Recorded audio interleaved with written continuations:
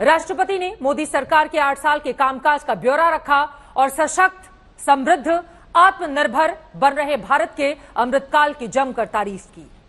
इसके बाद आर्थिक सर्वेक्षण रखा गया, जिसमें भारत को दुनिया में सबसे तेज गति से विकास करने वाली अर्थव्यवस्था और 6.5% की विकास दर का अनुमान जताया गया है। संसद की कार्यवाही अब कल सुबह 11 बजे से शुरू होगी, जब बजट पेश किया जाएगा। लेकिन इसके पहले प्रधानमंत्री ने विपक्ष से अपील की है कि तकरार के बीच तकरीर भी जरूरी है, तो विपक्ष ने अपने तेवर दिखा दिए। कांग्रेस ने हिंडनबर्ग रिपोर्ट से लेकर चीनी घुसपैठ और महंगाई, बेरोजगारी से लेकर संघीय ढांचे को कमजोर करने के मुद्दे पर सरकार को घेरने की तैयारी की है।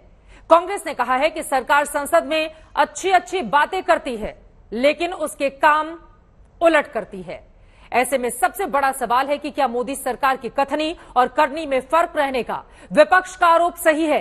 क्या मोदी सरकार के इस कार्यकाल का आखिरी संपूर्ण बजट समावेशी होगा? क्या दुनिया में सबसे तेज गति से बढ़ती अर्थव्यवस्था का श्रेय मोदी सरकार को नहीं जाता? ऐसे तमाम सवालों पर आज के दंगल में बड़ी चर्चा करने वाले हैं, लेकिन उसके पहले यह रिपोर्ट देखिए। बजट सत्र शुरू करने से पहले पीएम मोदी ने तकरार और तकरीर के बाद अमृत की उम्मीद जताई, तो राष्ट्रपति ने अभिभाषण में देश की विकास गाथा का रोड मैप रखा। वित्त मंत्री निर्मला सीतारमण ने आर्थिक सर्वे में संतोषजनक विकास दर की उम्मीद बांधी, तो विपक्ष इस सत्र के सियासी मुद्दों पर टिका रहा। आज बजट सत्र का प्रारंभ हो रहा है और प्रारंभ में ही अर्थ जगत के जिनकी आवाज को मान्यता होती है, वैसी आवाज चारों तरफ से सकारात्मक संदेश लेकर के आ रही है। जो उसके अलावा भी गड़बड़ी के जो रिपोर्ट है इंटरनेशनली और नेशनली सीएजी का हो गया, ये सब मुद्दे हम उठाएंगे और लोगों को बताएंगे कि ये जो चीजें चल रही है ठीक नहीं। ये बजट सत्र में भी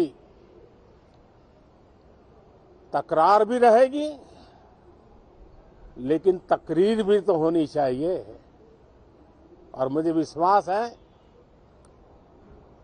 कि हमारे विपक्ष के सभी साथी बहुत ही अच्छी तरह से चर्चा करके अमृत निकालेगा।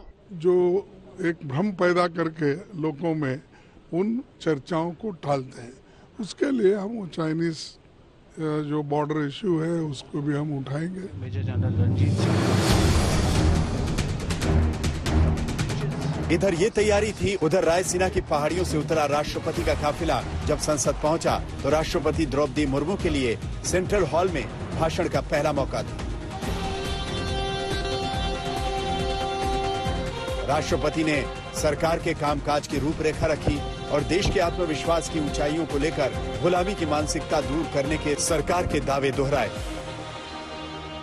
गुलामी के हर निशान, हर मानसिकता से मुक्ति दिलाने के लिए भी मेरी सरकार निरंतर प्रयासरत है।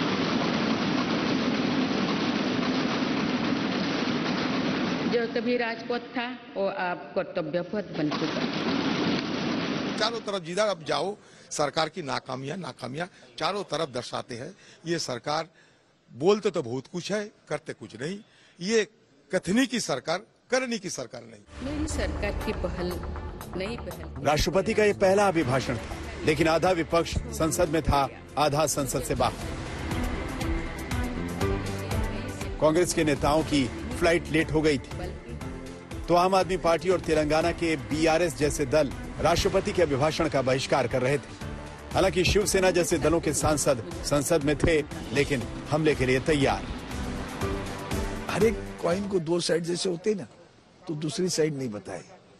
कश्मीर में क्या हो रहा है, बेरोजगारी का क्या हुआ, बीएसएनएल का क्या हुआ, मुंबई की बंदरगाह का क्या हुआ, अदानी का अभी जो निकला स्कैंडल उसका क्या हुआ। तो इकोनॉमी भी डॉलरम में है। हालांकि आर्थिक सर्वेक्षण की रिपोर्ट पेश की गई तो पता चला कि आने वाले वित्त वर्ष में जीडीपी विकास दर 6.5% रह सकती है। वित्त वर्ष 2022-23 में विकास दर 7% रही। भारत की अर्थव्यवस्था दुनिया में सबसे तेजी से बढ़ती रहेगी, लेकिन चालू खाते का घाटा बढ़ सकता है।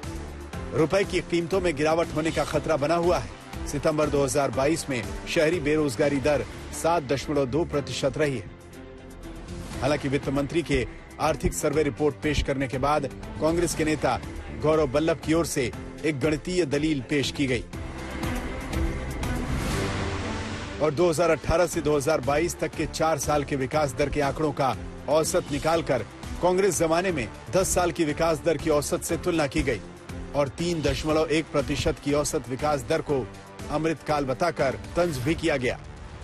वैसे देश की जनता को आने वाले बजट का इंतजार है और राजनीतिक दलों को बजट के बाद संसद के सत्रों का, क्योंकि विपक्ष तैयारी कर रहा है हिंडनबर्ग रिपोर्ट, चाइनीज अतिक्रमण, जातीय जनगणना, संघीय ढांचे का अपमान, सरकारी कंपनियों के निजीकरण से लेकर महंगाई, बेरोजगारी, किसान जैसे मौलिक मुद्दों पर सरकार से सवाल पूछे जाएंगे और उन्हें घेरा जाएगा। ऐश्वर्या पालीवाल, पौलमी साहा के साथ हिमांशु मिश्रा, दिल्ली आज तक।